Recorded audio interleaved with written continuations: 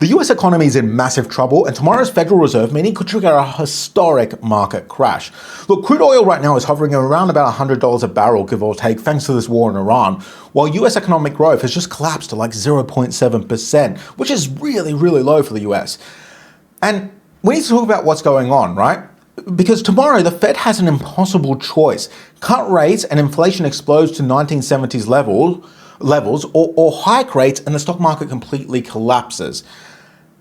And they don't know what to do. But we're going to figure this out together. My name's Nick. I've been a professional investor and unprofessional trader for 24 years. Before I start, I'm not a financial advisor. This is not an inducement to buy or sell any assets. And most importantly, do not take financial advice from some random dude on YouTube. Look, so right now, if you turn on CNBC, the narrative is perfectly unified. They are telling retail investors to aggressively buy the dip. They say the recent market panic over the Middle East is just a temporary shakeout. They point out that the S&P 500 is still up from a year ago, so everything is perfectly fine. Just relax, it's all good. Just keep buying, keep buying. That's what they love to tell you. Whenever Wall Street tells you something, though, especially when they tell you that everything's perfectly fine, you should probably start getting scared. Retail investors are listening and assuming that the Fed will just hold rates steady tomorrow and eventually cut them later. And look, I think they probably will hold rates steady tomorrow. But there's a massive catch that the mainstream media is conveniently ignoring. The actual interest rate decision tomorrow is completely meaningless, right? The real event is the release of the Fed's dot plot, which shows you exactly where these officials expect rates to go for the rest of the year. And the smart money knows that the dot plot is about to deliver a massive shock. Let's talk about exactly why this is happening. So the Federal Reserve is currently caught in a brutal stagflationary pincer. On one side, you have economic growth just falling off a cliff. That's 0.7%. The fourth quarter GDP was revised downwards to a pathetic 0.7% growth rate. On the other side, you have massive supply shock from the Iran war conflict, whatever we're calling it today. So the Strait of Hormuz is essentially paralyzed, cutting off 20% of the world's daily oil supply, 30% of the world's fertilizer supply. Crude oil is hovering around about $100 a barrel. When oil stays that high, it acts as a massive, unavoidable tax on the entire global economy. It destroys consumer spending and guarantees that inflation will not go down. In fact, it will go up, right?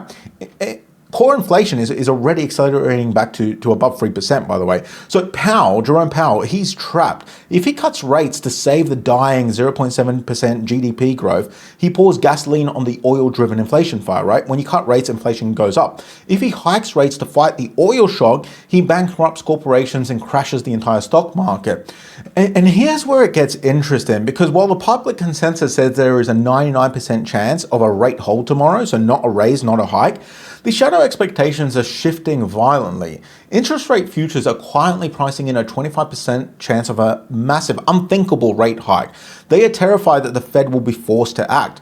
But the public message and what the smart money is actually doing behind the scenes are two completely different things.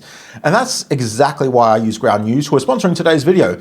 When the banks and media outlets are pushing a unified narrative for you to buy the dip, you need to see a full picture to avoid getting trapped. Ground News is a platform that lets you compare news coverage across political spectrums, right? It gives you access to bias analysis, media literacy tools, and blind spot detection, so you know exactly who's trying to influence your trades. Right now, they're offering 40% off their Vantage plan. That's the one I use. Just use the link in the description below, get the deal, and cut through the noise. Okay, so let's go back to what institutions are actually doing while they tell you to buy the dip. The Bank of America just issued a massive warning to their institutional clients. Their chief strategist warned that the stock market is one bad day away from forcing government intervention, which doesn't happen often.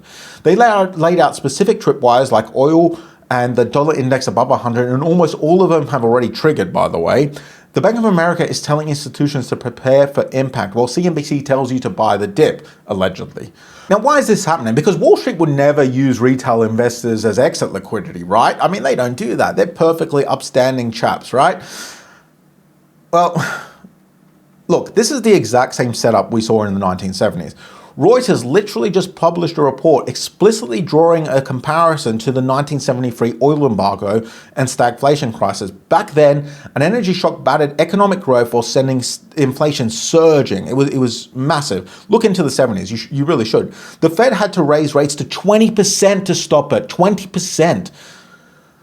And that completely crushed the stock market in the process. The underlying mechanism today is exactly the same. And you don't have to take my word for it. Just look at gold. Gold is the ultimate smart money alarm bell. And it's holding incredibly strong, about $5,000 an ounce. I wish it was $5 an ounce. $5,000 an ounce right now. It hit an all-time high of over 5,600 earlier this year. And then it dropped a bit, but it refuses to drop too much.